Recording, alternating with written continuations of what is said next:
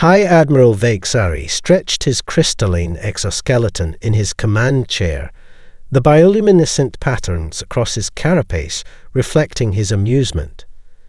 The massive bridge of the Confederation flagship, Eternal Dominion, hummed with activity as his crew of 300 managed the enormous vessel's systems. At 12 kilometers long, the flagship was considered modest by Confederation standards, but it still dwarfed most space stations. "High Admiral," Sub-Commander Ktell chittered from his station, his antennae twitching with concern. "Unknown vessels approaching from Sector 7. Configuration unusual." Vexari's secondary eyes swiveled toward the massive holographic display dominating the bridge's center. "Show me." The projection shifted, revealing a fleet of what appeared to be absurdly small ships. The largest couldn't have been more than 400 meters in length, barely the size of a Confederation support vessel. Vexari's mandibles clicked in what passed for laughter among his species. "Magnification," he ordered, certain there must be some error in the sensors. The image zoomed in, revealing sleek vessels with clean lines and unusual geometries. They moved with a precision that seemed improbable for their size, maintaining perfect formation despite their velocity. "Signal analysis confirms they're powered vessels, sir," Ktell reported, his claws dancing across his console. "Energy signatures are complex. I'm detecting multiple layers of—" Yes, Vexari interrupted, waving one of his primary arms dismissively. "New species are always complex until we properly classify them. Launch the standard first contact protocols." "Sir," Ktell's voice carried an edge of uncertainty. "The ships are executing maneuvers that should be impossible at their mass ratio. The energy required too." "Ktell," Vexari's bioluminescence pulsed with irritation. "Those vessels are smaller than my personal yacht. Their entire fleet could fit in our tertiary landing bay. Whatever primitive gravity manipulation they're using to pull off those tricks won't help them once they understand their place in the galactic order." The bridge crew chittered in agreement, though Ktell noticed several of the more experienced officers exchanging concerned glances. The unknown ships had just executed another series of synchronized turns that defied conventional physics. "Incoming transmission," announced the communications officer. "Their language matches nothing in our database, but the universal translator is adapting. Translation available." "Put them through," Vexari said, straightening in his chair. "Let's educate these newcomers on proper protocol." A clear voice filled the bridge, speaking in flawlessly translated Confederation standard. "This is Commander Jessica Martinez of the United Earthship Thunderchild. We come in peace and seek diplomatic dialogue with the Confederation." Vexari's mandibles clicked again. Even their voice seemed small. "This is High Admiral Vexari of the Eternal Dominion. You have entered Confederation space in vessels that barely qualify as interstellar. Submit to inspection and prepare to be escorted to the nearest processing station for proper integration into the galactic community." There was a pause, and when Martinez responded, her voice carried a hint of something Vexari couldn't quite identify. "Admiral, we're authorized to negotiate as equals. The size of our ships is not indicative of equals." Vexari interrupted, his bioluminescence flaring with genuine amusement now. "Your entire fleet couldn't match the firepower of my forward batteries. I'm being generous offering you processing instead of immediately impounding your vessels for safety violations. Those toys you're flying can't possibly meet Confederation minimum size requirements for deep space travel." "Sir," Ktell interjected urgently, "I'm detecting power fluctuations from their vessels. The readings are—" "Enough." Vexari's patience was wearing thin. Target their lead vessel. A proper warning shot should help them understand their situation. His external mandibles spread in what his species considered a smile. Nothing too damaging. We wouldn't want to accidentally destroy one of their precious little ships.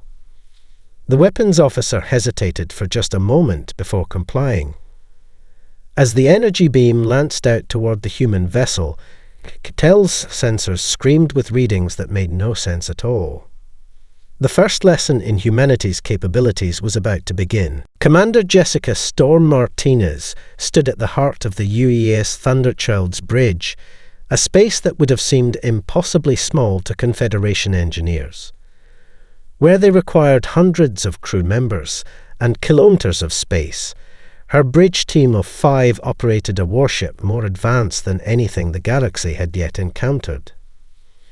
"Warning shot incoming," announced Lieutenant Sarah Cooper from the tactical station, her fingers dancing across the quantum blast interface. 30 seconds to impact. Martinez didn't flinch. Instead, she studied the holographic representation of the massive Confederation fleet, her brown eyes reflecting the blue glow of the display.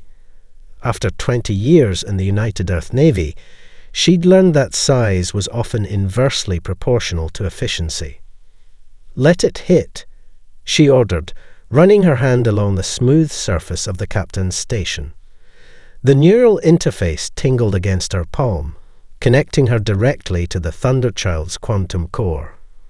Let's see how they react when they're shot as absolutely nothing. The bridge crew shared knowing smiles. The Thunderchild, like all ships in humanity's tiny fleet, represented the pinnacle of terrestrial engineering. 300 years of surviving their own warlike nature had taught humans one vital lesson: efficiency trumps scale every time. Impact in 5, Cooper counted down. 4, 3, 2, on. The Confederation energy beam struck the Thunderchild's outer defense layer. Rather than the devastating damage Vexari surely expected, the beam simply vanished. The quantum compression field, humanity's greatest technological achievement, absorbed the energy and redistributed it through the ship's systems. "Power spike," reported Chief Engineer Mike Rodriguez from his station. His dark fingers flew across multiple interfaces as he monitored the energy flow. The quantum core just got a nice little boost from their warning shot. "We're now at 103% standard capacity."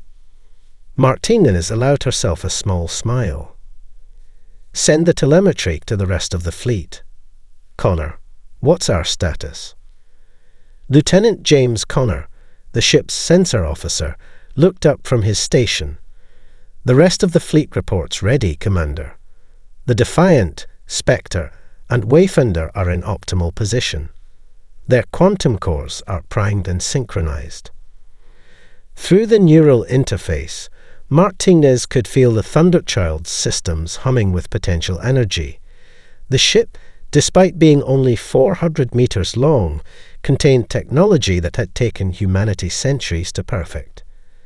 Every cubic centimeter had been optimized, every system compressed using quantum engineering that the Confederation, with their bigger is better philosophy, had never even considered possible. "Ma'am," Communications Officer Rachel Torres cut in, "the Confederation flagship is demanding our immediate surrender." High Admiral Vexari is. "Well, he's being quite condescending about our toys."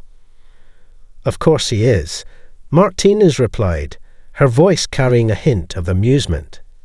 "Status of the Ghost protocols." "Ready and synchronized across the fleet," Rodriguez confirmed. "One word from you, and we can show them why humanity stopped building bigger ships a century ago." Martinez took a moment to appreciate her crew's calm professionalism. Each of them represented the best of humanity: adaptable, innovative, and unshakable under pressure.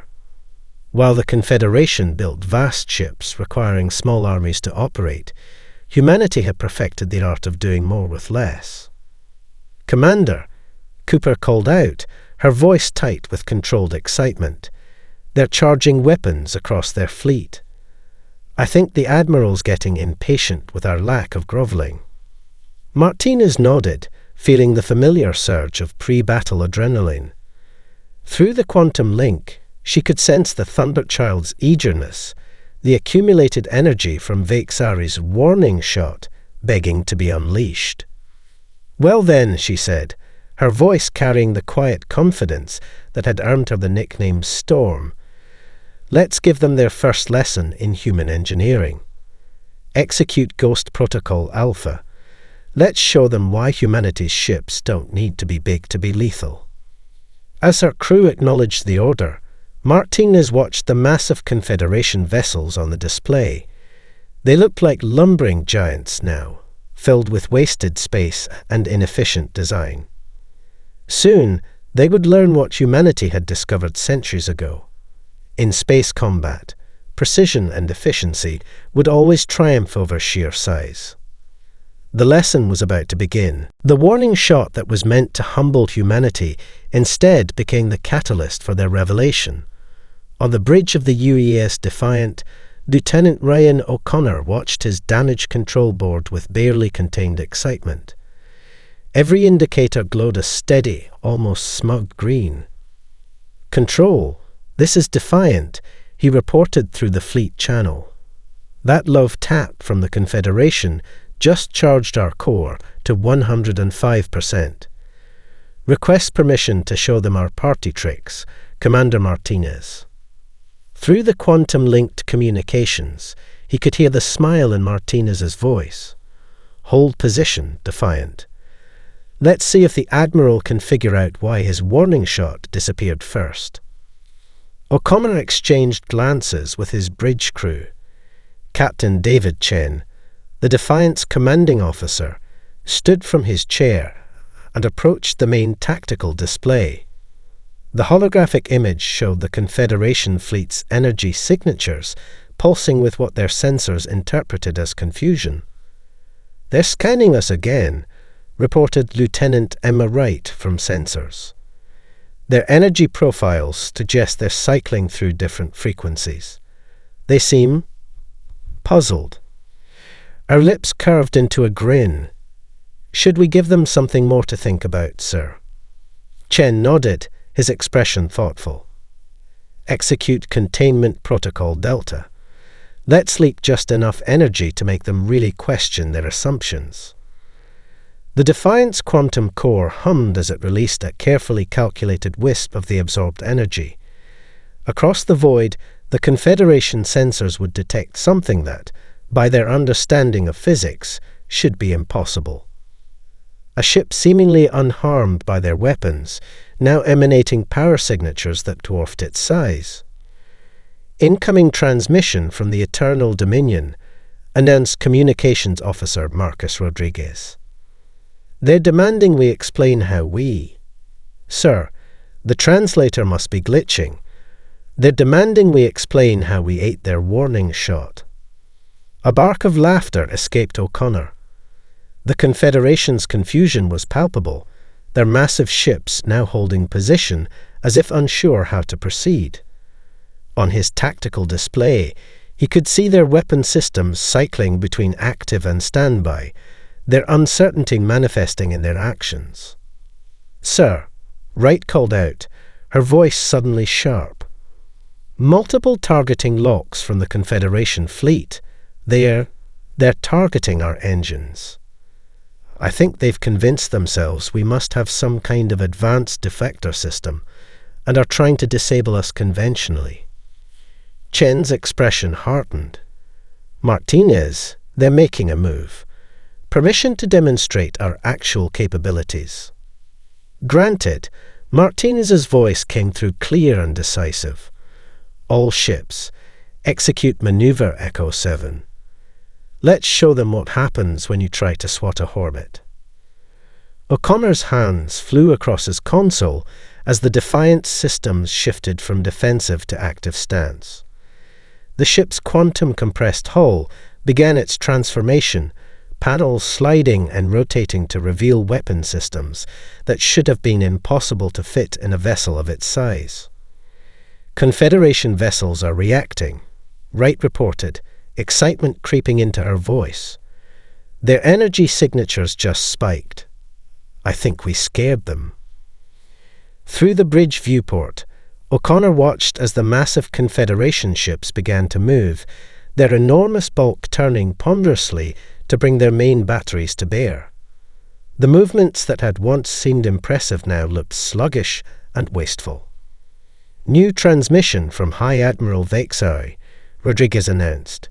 He's laughing, sir. Says our party tricks won't save us from the might of the Confederation fleet. Chen smiled, but there was no humor in it. Send a response. Tell them that humanity learned long ago that true power isn't about size, it's about how you use what you have. As the message was transmitted, the Defiant's transformation completed. Where there had once been a seemingly modest vessel, now floated a bristling array of advanced weaponry, each system a testament to humanity's mastery of quantum engineering. All weapons primed, O'Connor reported, feeling the familiar surge of battle readiness.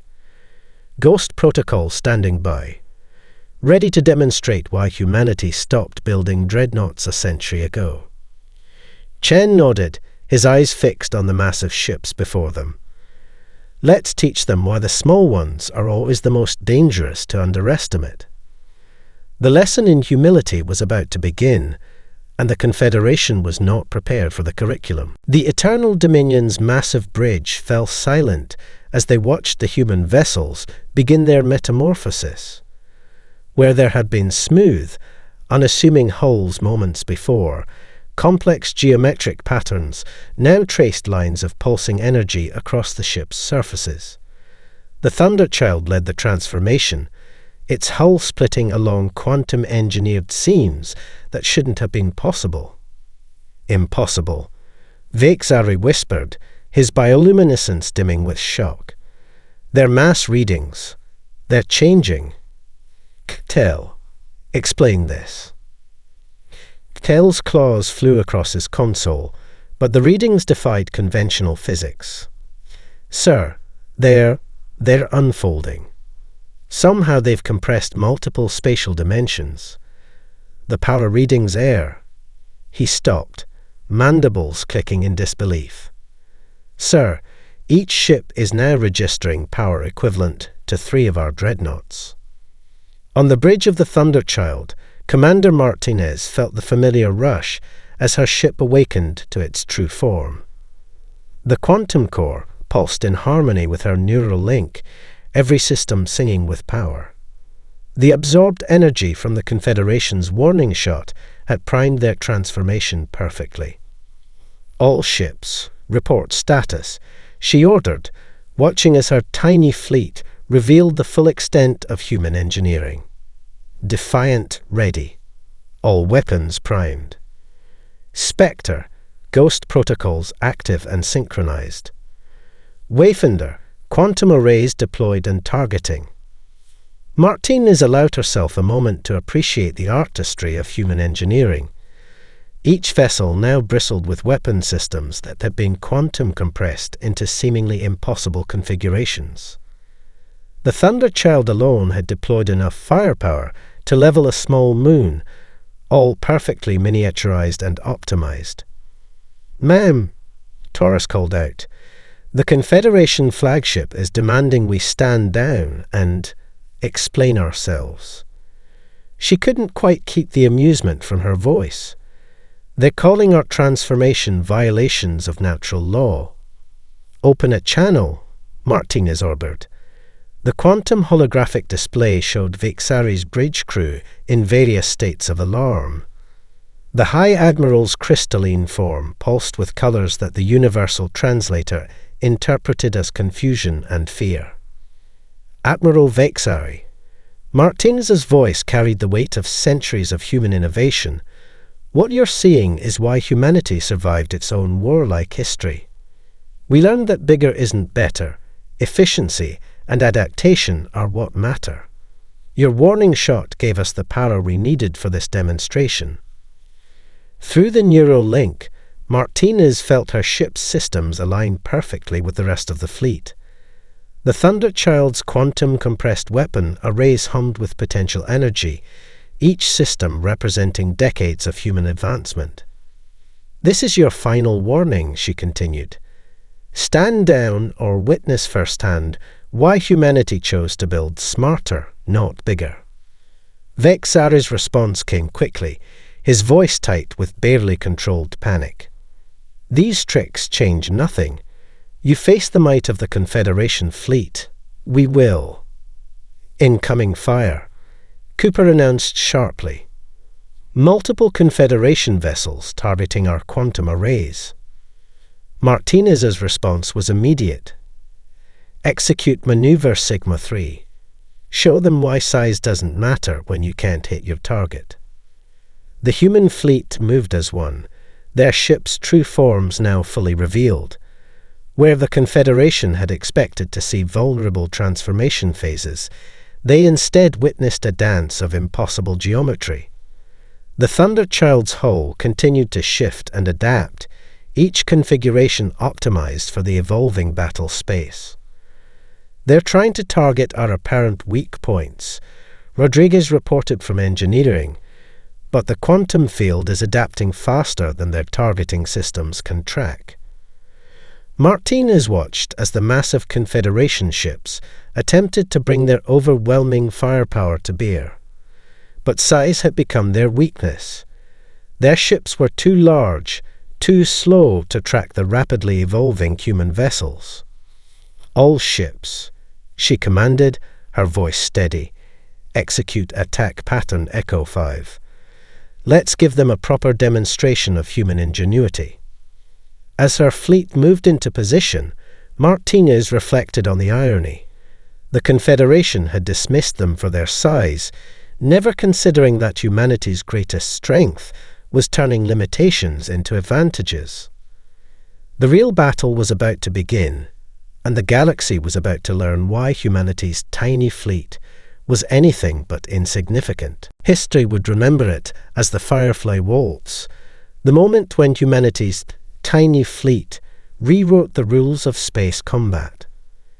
As the Confederation's massive ships opened fire with their primary weapons, the human vessels began a dance that defied conventional physics. "Multiple incoming salvos," Cooper announced on the Thunderchild's bridge, tracking 27 capital ship weapons locks. Martinez's neural link hummed with battle data. "Execute Ghost Protocol Beta. All ships, initiate the Firefly sequence." The human fleet split apart with impossible precision. The Thunderchild led the formation, its quantum-compressed hull flowing like liquid metal as it rolled beneath a barrage that could have vaporized a small moon.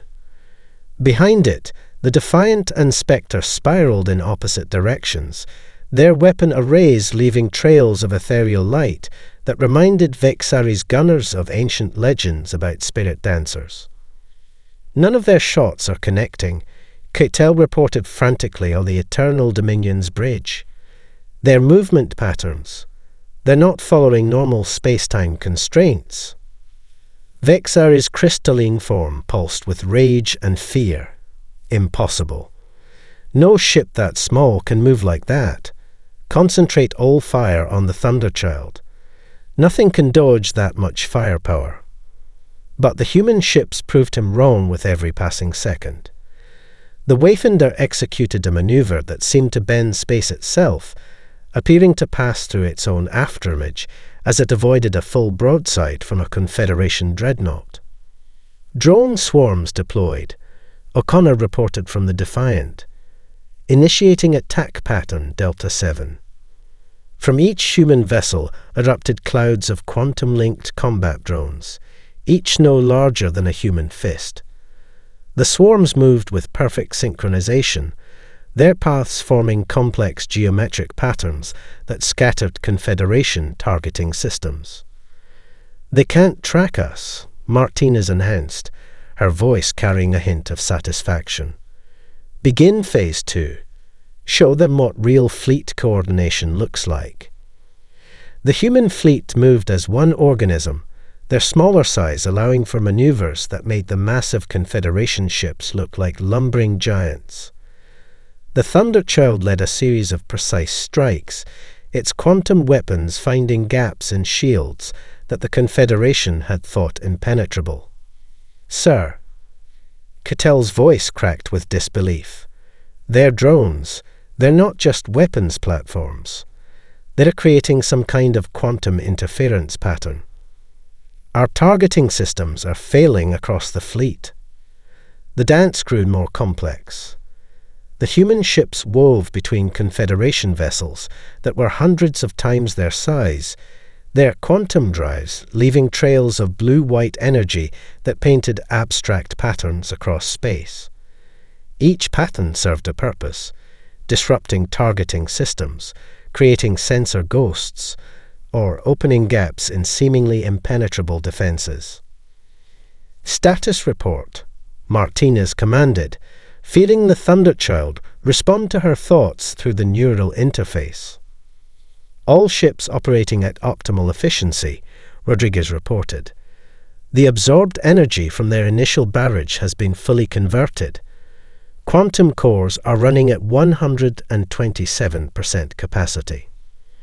The battle had become a demonstration of everything humanity had learned about warfare over centuries of conflict. While the Confederation relied on overwhelming force, humanity had perfected the art of efficiency and precision. "Target the flagship's primary weapon arrays," Martinez ordered. "Let's show them why bigger isn't always better." The Thunderchild executed a maneuver that would have torn a larger ship apart. It spiraled through a gap in the Confederation formation that seemed impossibly small, its quantum fields allowing it to slip between energy beams that should have annihilated it. By the first light, Vixari whispered, watching his massive fleet unable to land a single decisive hit on the human vessels. "What are they?" The answer came in the form of synchronized strikes from all 4 human ships. Their quantum-compressed weapons released precisely calculated bursts of energy that slipped through shields rated to stop weapons 10 times their size. Remember this, Martinez transmitted to the Confederation fleet as another of their massive ships lost weapons power. Humanity learned long ago that the deadliest predators aren't always the largest. Sometimes they're the ones smart enough to turn their size into an advantage. The Firefly waltz continued, and with each passing moment, the galaxy's understanding of warfare changed forever. The real nightmare for the Confederation began when the human ships activated their quantum ghost protocol.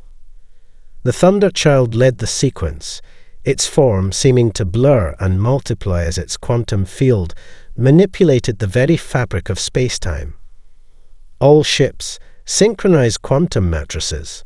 Martinez commanded through the neural link, "Prepare for ghost phase transition in 3, 2, 1. The effect was immediate and devastating. The human ships appeared to split into multiple versions of themselves, each one as solid and real as the original. The Confederation's targeting systems went into chaos, unable to distinguish real ships from quantum echoes. "What sorcery is this?"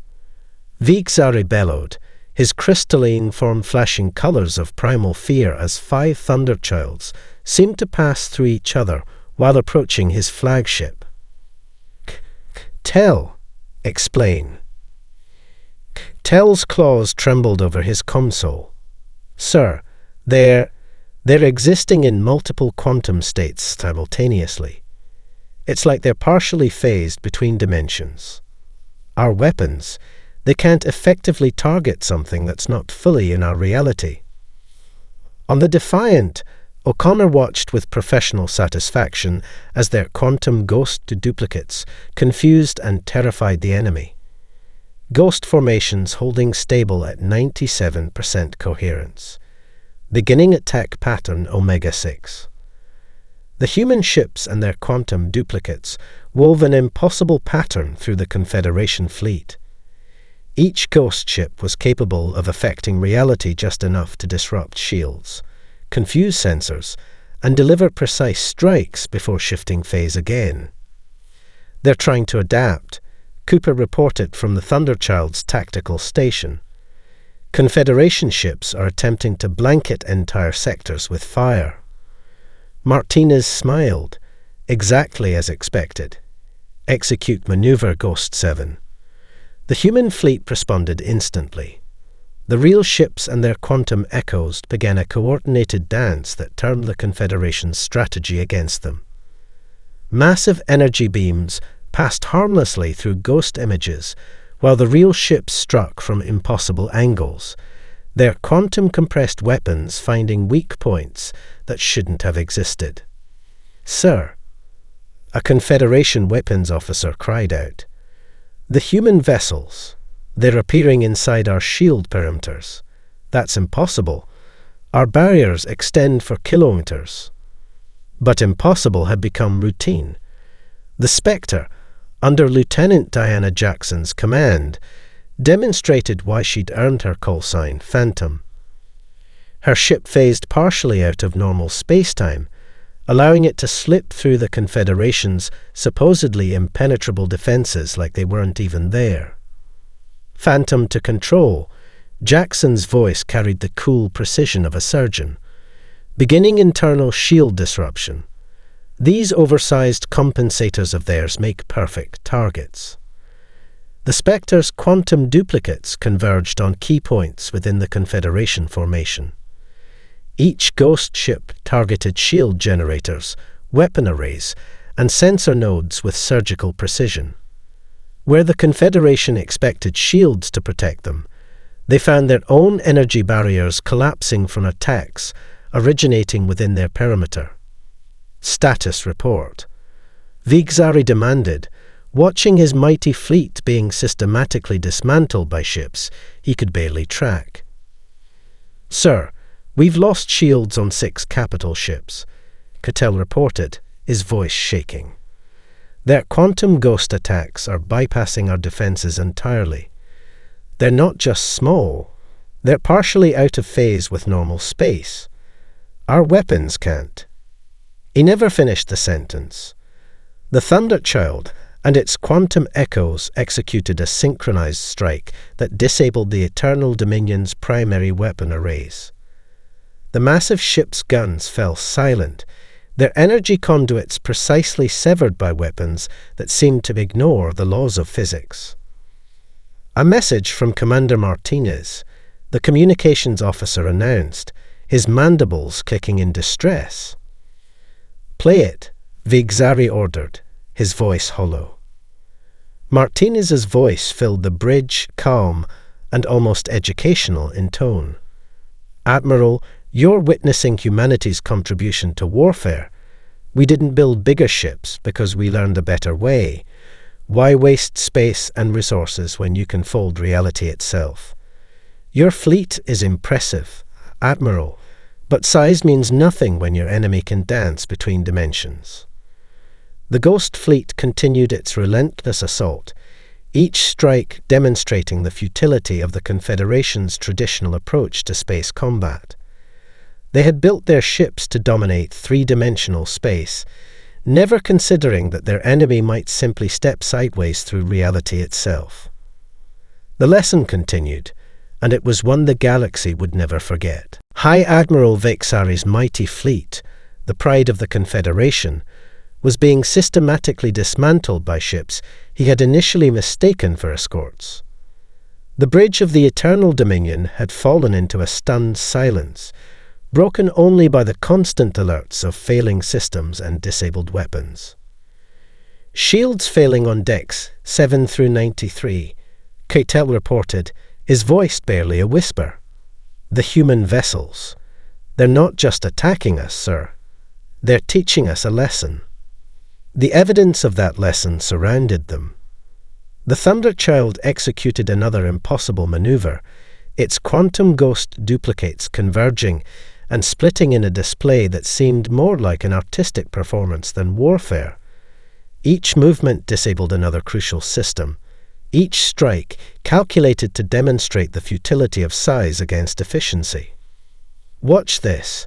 Martinez transmitted across all frequencies, her voice carrying the weight of centuries of human innovation. Lieutenant Jackson, show them the Phantom spiral. The Spectre and its quantum echoes began a mesmerizing spiral pattern through the Confederation formation. Ships that could have housed entire cities found themselves helpless as the smaller vessel phased through their defenses, striking with surgical precision before vanishing into quantum uncertainty. Sir, Ketel's voice cracked. The Spectre, it's literally passing through our ships. Our armor, our shields, they mean nothing. The humans have mastered some form of quantum state manipulation that makes conventional defenses obsolete. Vexari watched in horror as the Defiant demonstrated another aspect of humanity's combat doctrine. The vessel split into 7 quantum duplicates, each one engaging a different capital ship simultaneously. The Confederation gunners couldn't determine which was real until it was too late. And sometimes, through some twist of quantum mechanics, they all were.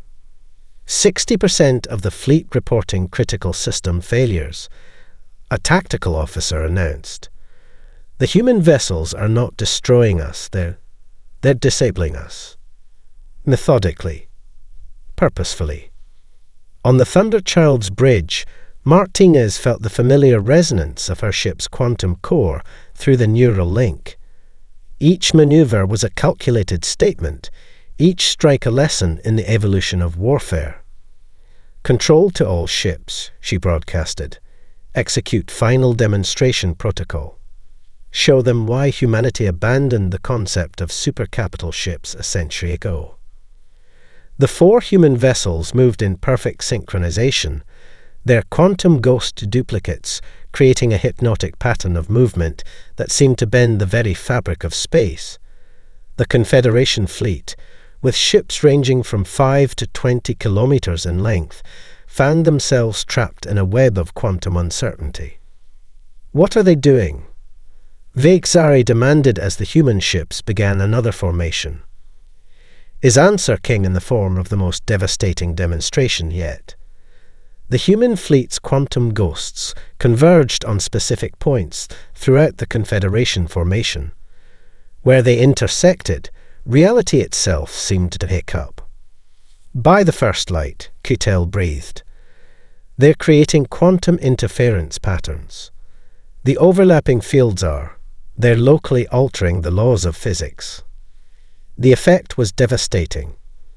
Massive Confederation ships found their own size being used against them as localized space-time distortions played havoc with their structural integrity fields. Systems designed to coordinate across kilometers of ship space failed as quantum interference disrupted the very constants they relied upon. Message from Commander Martinez, the communications officer announced, his voice trembling. Put it through, Vexari ordered, knowing he was about to hear the final verdict on his fleet's outdated doctrine. Admiral, Martinez's voice was calm, almost professorial. Your ships are impressive monuments to old thinking. But humanity learned that true power lies in efficiency, in understanding that bigger isn't better when you can master the fundamental forces of reality itself. Your fleet isn't just outmatched, it's obsolete. Surrender now, and we'll help the Confederation understand why we chose our path. Vexari looked at his tactical display, watching the supposedly mighty ships of his fleet hanging helpless in space, their massive bulk now nothing more than a liability against an enemy that had transcended conventional warfare. The lesson was complete, and the galaxy would never be the same. The silence that fell across the battlefield carried the weight of paradigms shattering. Massive Confederation ships hung motionless in space, their mighty engines quieted, their vast weapon arrays powerless. The human vessels, still dancing between quantum states, took up formation around the Eternal Dominion. "High Admiral," Cattell spoke softly, his crystalline form dim with humility. "All ships report complete weapons and propulsion shutdown. The humans, they didn't destroy a single vessel. They simply made us irrelevant." Viksari stood from his command chair, his exterior hardened by the realization of how thoroughly they had misunderstood humanity's capabilities. "Open a channel to Commander Martinez. Full spectrum, all frequencies." On the Thunderchild's bridge, Martinez watched the massive flagship through her quantum-enhanced sensors. The neural link showed her every detail of the Confederation fleet's status, not as conquered enemies, but as potential allies who needed to understand a fundamental truth about power. "This is Commander Martinez," she responded, her voice carrying neither triumph nor mockery. "Are you ready to discuss the future of space warfare, Admiral?"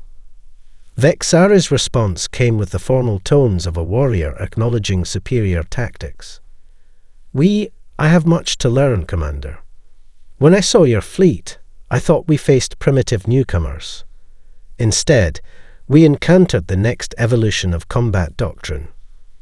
The human ships deactivated their ghost protocols, their quantum duplicates collapsing back into single, elegant forms.